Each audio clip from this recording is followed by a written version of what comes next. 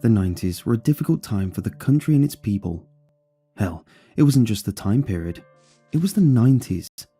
The phenomenon that will forever be remembered as one of the most difficult periods of the 20th century in Russian history, right after the October Revolution, the purges of 1937, and World War II. The Soviet Union had just collapsed, and the new government didn't know exactly what to do. Factories that for generations were supported by the state started to close, and millions of people suddenly found themselves jobless. The seemingly impervious moral standards of the Soviet man crumbled with an unexpected ease almost overnight, and the crime rate skyrocketed. It was a difficult time, but it was also the time of opportunities. Those who capitalized on the newly discovered free market prospects the best are now at the top of the Forbes charts. Those who decided to stay honest people embraced the free market at the face value and tried to ride the wave starting new businesses. Many more remained ordinary workers, not willing to take any risks and simply thankful to have a job. And then there were us, the bandits, the mafia, Bratva, or the Brotherhood. It was easy money, and that alone was enough to make people join. Why slave off for a man who'd pay you pennies if you could just make a monthly visit to him along with a few of your bros and make him pay you 10 times more? Threaten his wife or daughter, take his employees' teeth out, pour gasoline all on his table in his fancy new suit, and he would quickly find himself willing to negotiate a deal. It wasn't just robbery. No, it was a bit more complex than that. By entering a deal with us, the man was also paying us for the lack of problems, both from us and other gangs. Some businessmen were even glad to have us on their side, claiming that we were, quote, easier to figure out than the new taxes. Of course, it wasn't always easy for both parties. Sometimes some rivaling or up-and-coming gangs would ruin our man's store or set his car on fire. This was their way to challenge us for the territory, and to keep our meal ticket, we had to fight back. Sometimes they'd challenge us directly, shooting up someone's house or a car in the middle of the day. And sometimes, if the meal ticket was big enough, he could even order us out, turn to us if they wanted to settle their problems with the competitors. That was one of the few rare instances where we'd have to resort to things like kidnappings and torture. Usually, it was easy. Grab their relative at a bus stop, shove them into a car for a long silent ride around the city, let them go, and they would probably take the hint. If not, we'd have to resort to the more drastic measures, like arson and other forms of vandalism. If even that wouldn't work, then that was the time for a more close-up chat. A chat with hammers, shears, pliers, and torches. One of our meal tickets wanted some particular information beaten out of an acquaintance of his. I wasn't told what exactly he needed to say, but I wasn't there to know that. I was more of an escort to the negotiation place, which was an old abandoned warehouse on the outskirts of the city, a place where no one could hear your cries. Finding out where he lived was a trivial matter of bribing a familiar police officer who provided us with a man's whereabouts by the end of the day. When the night fell upon the city, me and 3 others jumped in the car and made our way to the man's street. We had a dust bag, ropes, and a baseball bat for each of us, so we expected to easily persuade him to join us for a ride in the trunk. Many people would start spilling their beans as soon as they would see us approach, but we knew that if we wanted him to tell us everything, we had to take him with us. We parked our car not far away from his house and started waiting. The plan was to catch him on his way home from work, and after an hour or so of waiting, we noticed a man matching the description we were given. I remember that upon seeing him, I immediately started having second thoughts about our endeavor. The man was almost 2 meters tall, and although he was not a bodybuilder, you could almost see his muscles bulge through his clothes. He walked the streets with confidence that even I could envy, and his eyes were burning with ire like rubies. My initial thought was to come back later with more people. However, one of the guys already jumped out of the car and started to run in the direction of the man, swinging his bat. Not to be outdone, we followed. The first hit of a bat landed on his raised forearm. The man didn't even take a step back, instead facing the attack head on. Despite my worries, his muscles were no match for a weapon, and I saw him silently wince as the wood cracked his bones. The second hit from one of the guys who ran over landed on the man's knee. I was confident that I heard the bones crack. The man kneeled with a soft sigh and rose his hand to stop the next attack. Bad idea. With a refined movement, my bat grazed across his fingers, bending them backward. Someone kicked his other leg, and the man fell to the ground. I'd seen it 100 times before. When surrounded on the ground, people would usually assume the fetal position and cover their head. But instead, the man was not giving up to stand up. The four of us surrounded him and started kicking and stomping. We knew exactly where to hit to make it count while making sure the man would survive. Lower back, stomach, ankles, fingers, teeth, eye sockets, all vulnerable areas that were easily hurt. And yet, despite us stomping his fingers and kicking his elbows, the man was still trying to get up, not bothering to guard even once. We were kicking him for 2 minutes straight, until finally he physically couldn't move anymore. By tomorrow, his arms would probably turn purple from all the bruises on them. When we were sure that he wouldn't be able to move anymore, we tied him up, put a bag over his head, and threw him in the trunk. While we were doing all that, I took a glance at his face. A few of his teeth were missing, his nose and lips were squashed, and his eyes had bruises around them. By the time we'd get him to the warehouse, they would probably start swelling, making it hard for him to see. After shoving him into the car, we proceeded to the warehouse on the outskirts of the city, where the others had already been waiting for us, and among them, Igor, the surgeon. He didn't have a medical education, but you can guess why everyone called him that. We pulled up to the warehouse, pulled the man out of the trunk, and pulled him towards the warehouse. Despite the heavy injuries, he started resisting, almost breaking free at some point and landing a hit on my pal Roman with his elbow. And so we took another 2 minutes to explain to him why it was a bad idea to struggle. "You stubborn son of a..." Roman was kicking him with vengeance, stopping only to wipe off the blood that was dripping from his split eyebrow. "When will you learn your place?"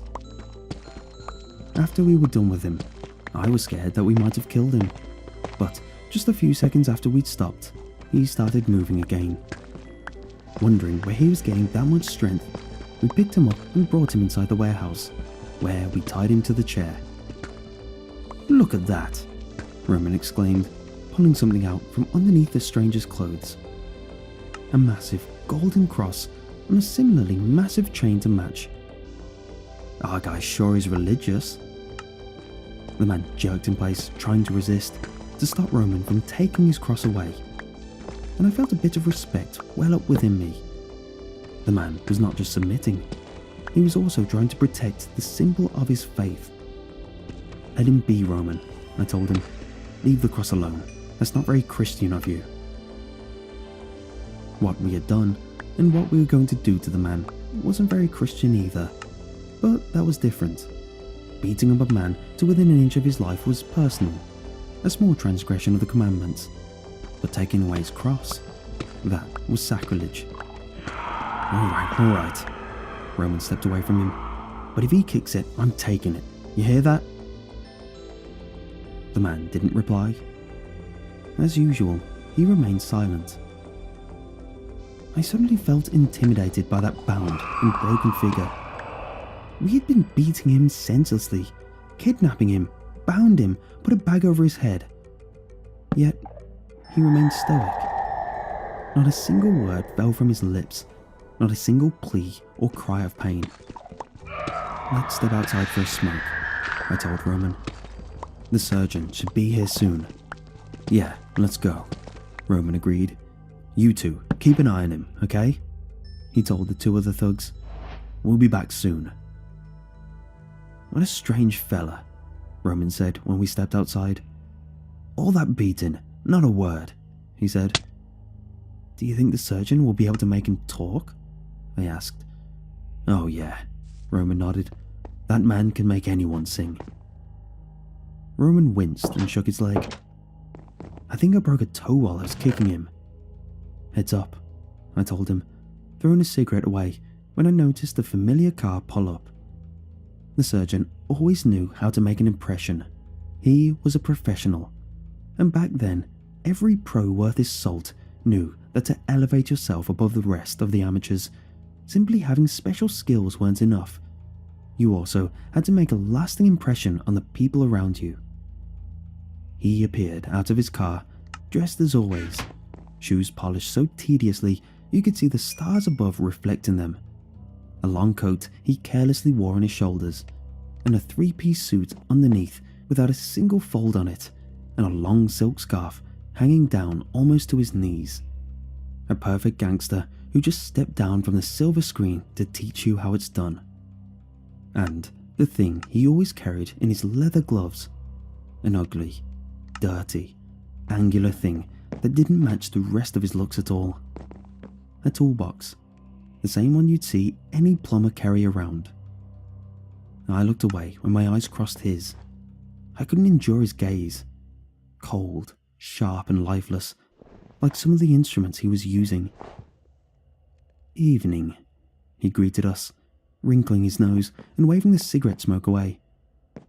"The client is in the warehouse, I presume?" "Hey, surgeon," Roman greeted him. "Yeah, he's in there waiting for you." "Did you warm him up for me?" the surgeon asked. "Yeah, we worked quite a number on that one," Roman said. "I can tell you, that guy can take quite a beating. We've crushed his face into a mush to bring him here. Quite a stubborn one." "Really?" The surgeon got a little bit excited, and his smirk made my skin crawl. "Well then, I better not waste any time and get right to it. If he is as stubborn as you say he is, well, we might have a long night ahead of us."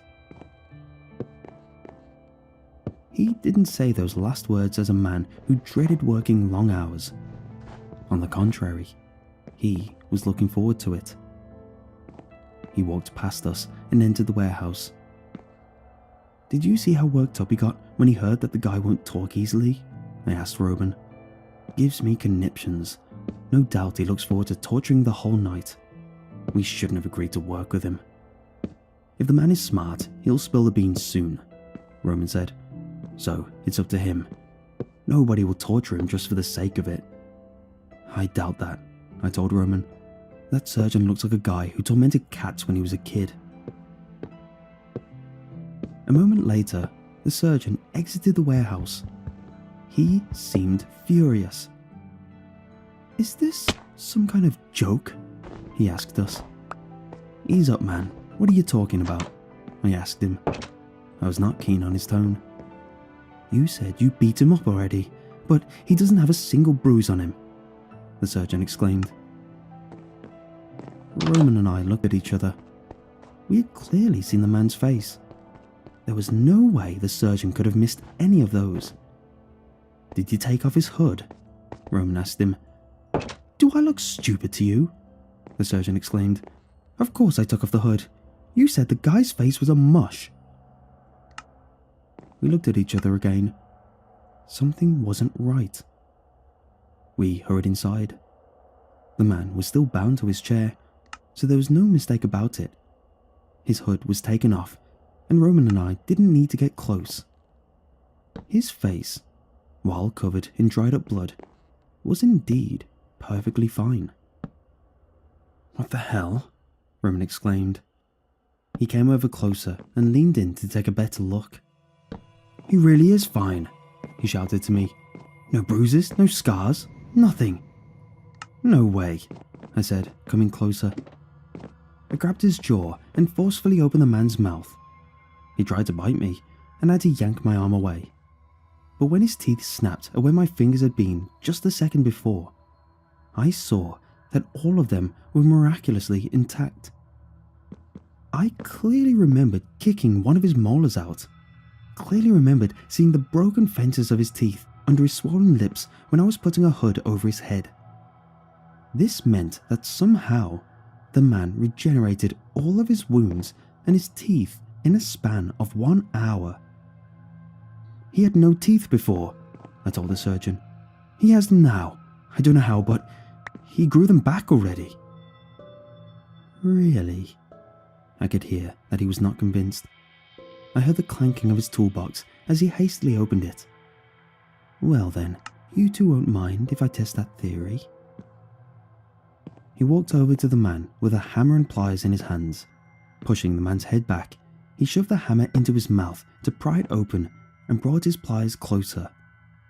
I looked away, but the horrible screeching sound of pliers metal scratching against the man's enamel, the cracking sound the bone made when snapped, still made me shudder. Quite a champ, I heard the surgeon say with awe in his voice. Didn't even wince. We'll get along fine. And what now? Roman asked him. And now, we wait, the surgeon answered. He pointed at Roman with the pliers, which still had a piece of tooth squeezed between them. And if he doesn't miraculously grow his tooth back in 30 minutes, I'm going to be very disappointed that you've wasted my time. Fine, Roman said with bravado, although I could see that he was a bit shaken. If that's what you want, then we'll wait. But I'm telling you, we beat him up good. 30 minutes went by agonizingly slow. I knew that we were telling the surgeon the truth, but I didn't want to argue with him about that. Suppose the man wouldn't grow his tooth back in 30 minutes. Then what? Sure, the surgeon wouldn't be able to do us any harm. There were 4 of us and 1 of him. But he had a lot of clout with our boss. He could create some problems for us. Him saying that we weren't respecting him would suffice to do that. Respect meant a lot in the 90s. It was the only stable national currency back then. Well, time's up, the surgeon proclaimed, walking over to the man. He grabbed his hammer and lifted it, as if getting ready to bring it down on the man's head. But the man just smiled and opened his mouth. The tooth was back there, white and shiny, without even a scratch. Interesting, the surgeon purred. So, you're like that, huh? He took his toolbox and brought it closer to the man so that he could see its contents. What these amateurs have pulled you through is nothing when compared to what I'm going to do to you, he said, kneeling near the box. If you think that your miracle powers are going to save you, you're gravely mistaken. He pulled out a few instruments, a pair of shears, a saw, a power drill. These are just the warm-up, he assured the man. Do you want to see the main dish? The man spat in the surgeon's face. The surgeon calmly took out a handkerchief and wiped the saliva off his face. Okay, he said in a calm voice. Main dish it is. His breathing got faster. I could see that he was excited to begin. To him, the man was a canvas which could never be finished, a meal which couldn't be fully consumed. He could get wild with him, and most importantly, he could forget about the restraint. The surgeon pulled out a gas torch and lit it up. Let's see if you feel any pain, he said, pointing it at the man's golden cross. The fire didn't hit the cross accurately, scorching a bit of skin underneath. The man started wreathing from pain, trying to break his restraints, and still not a sound came out of his mouth. Good, the surgeon said. Then we speak the same language. I didn't want to look at it. Giving Roman a sigh, I stepped outside. The rest of the gang followed, leaving the surgeon alone with his prey. The next few hours seemed like a nightmare. None of us dared to enter the warehouse, as just the sounds alone amplified by the warehouse's emptiness, were gut-wrenching. The sounds of flesh tearing, the sound a saw makes when its metal teeth scratches against the bone, the wet, squishing sound the hammer makes when it hits meat. Sergei, one of us four, tried to enter once to see how it was going. The moment he opened the door and looked inside, he, the man who once dragged a man behind his car for 2 kilometers, threw up onto the ground in disgust. Whatever was going on inside was too much for him to bear. Yet, throughout all of that, the only sound coming from inside we could hear was the surgeon's. His screams of frustration and exhaustion.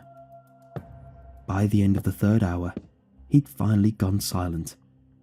There was only silence inside. We feared that the silent man could break out of his restraints and attack the surgeon. Frankly, at that point, we didn't know what he'd do if that were the case. We couldn't even imagine of subduing him again. Nevertheless, I volunteered to take a look inside. When I stepped inside the building, I understood why Sergei couldn't keep himself together. The floor, in a radius of 3 meters around the bound man, was flooded with blood.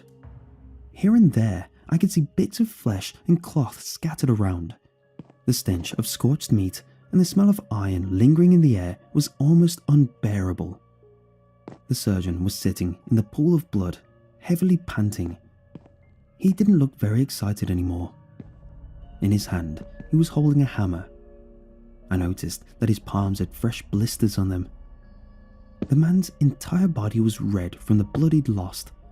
Only the whites of his eyes were standing out. But I could see that underneath all that blood, he was fine. He was also smirking. "This freak grows skin back when I'm not looking," the surgeon said, exhausted. "I pull it off, throw it into the bucket, and when I look back, he's already fine. Do you want to look at the bucket?" He asked me suddenly. "It's almost full." "I'm good, I believe you," I told him. "Do you have a cigarette?" he asked me. "I thought you don't smoke," I wondered. "Just give me the damn cigarette!" He shouted so hard that windows of the warehouse trembled. "Okay, here you go," I said, when the echo finally subsided. I carefully handed him a cigarette and matches, trying not to step into the blood, and stepped away. The surgeon lit it up and took a deep hit. "I'm not done with you," he threatened the bound man, pointing at him with his cigarette. "You will talk. You'll talk so loud the whole of Moscow is going to hear you." He jumped to his feet and headed outside. Too worried to leave the man alone, I stayed inside.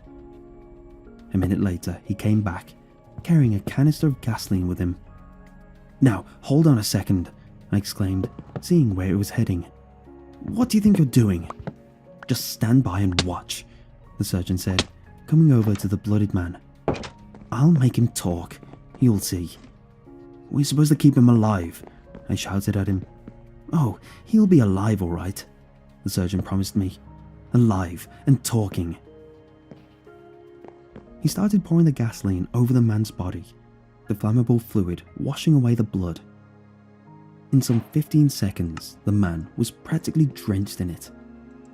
"Here we go." The surgeon smiled and lit up a match.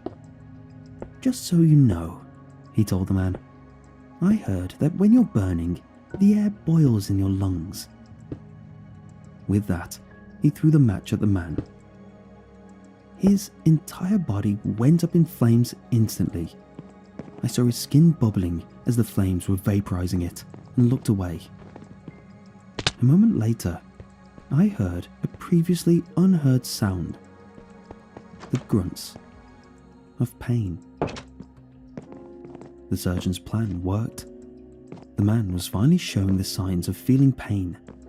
He was finally subsiding to the torture. "I told you I'd make you talk," the surgeon victoriously exclaimed. "Burn!" he shouted as he raised his hands up. But in his frenzy to make the man feel pain, in his struggle against this indomitable will, the surgeon made one miscalculation. I was concerned that the rope would burn up and break, but it would actually take a few minutes for that to happen. I'm sure the surgeon knew about that as well. What he forgot about was that the skin, once scorched to such a degree, becomes soft, malleable. It barely stays in place, and it comes off easily. The man suddenly sprung to his feet, pulling his hands, which were tied behind his back, upwards. With a quick motion, the skin of his hands, struggling against the ropes on the wrist, came off like gloves. Next were the ropes on his legs. With his now free hands, he yanked his left leg out of the ropes, which bound it to the chair, making the skin slow off in the process. Then he repeated the same with the other leg. We couldn't stop him. We couldn't even come closer to him. Throughout all of that, he was still burning and screaming. But as the man finally freed himself, his screams shifted in tone, becoming a victorious one. Still grunting in pain, the man hobbled toward the surgeon, who was in shock from what he was seeing. "How are you still alive?" was all the surgeon could ask before the man grabbed him by the throat. For the first time in the evening, the man spoke.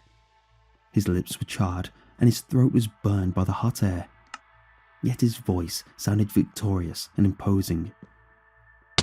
"My body is as strong as this cross," he told the surgeon, "and my cross is as strong as my faith."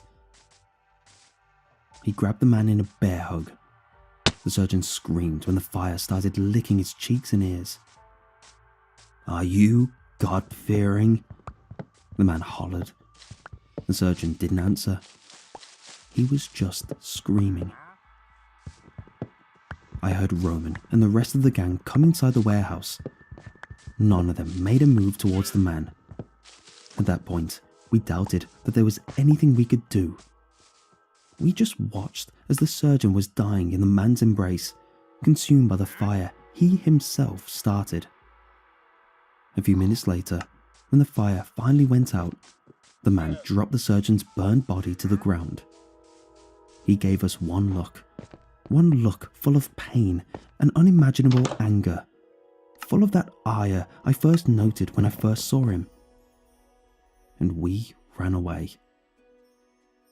His skin was almost completely gone, and even some of his muscles were visibly damaged by the fire. Yet we knew that wasn't a fight we could win. We jumped inside our car and floored it. We drove all the way from Moscow to St. Petersburg that night, staying at one of the hotels near the road. The evening of that night made all of us quit. All except Roman. He was found scorched inside his car 3 months later. While the police thought that it was an attack of a competing gang, the three of us knew that wasn't the case. We knew that Roman alone was struck down by the righteous fury of a man whose faith alone kept him alive no matter what. The righteous fury of a man whose cross he wanted to take away. I've never met that man again. Perhaps it was because I've decided to repent and lead a more honest life. I've worked at the factory for a few years, and when things started to look up, I even started my own business with the money I've saved up from my previous, less honest life. But yesterday, I saw that man again. Not on the street, no. Those eyes, full of ire, looked into mine from the screen of my computer. It was that mad look I recognized. Not even the face. No, he shaved the beard since that time he was photographed. But the eyes stayed the same. The eyes that stare at you with anger and contempt. The eyes of a man who's lived through all of the hardships of the last century, clinging to his faith alone. The eyes of the man whom so many have tried to kill. Yet none of them succeeded.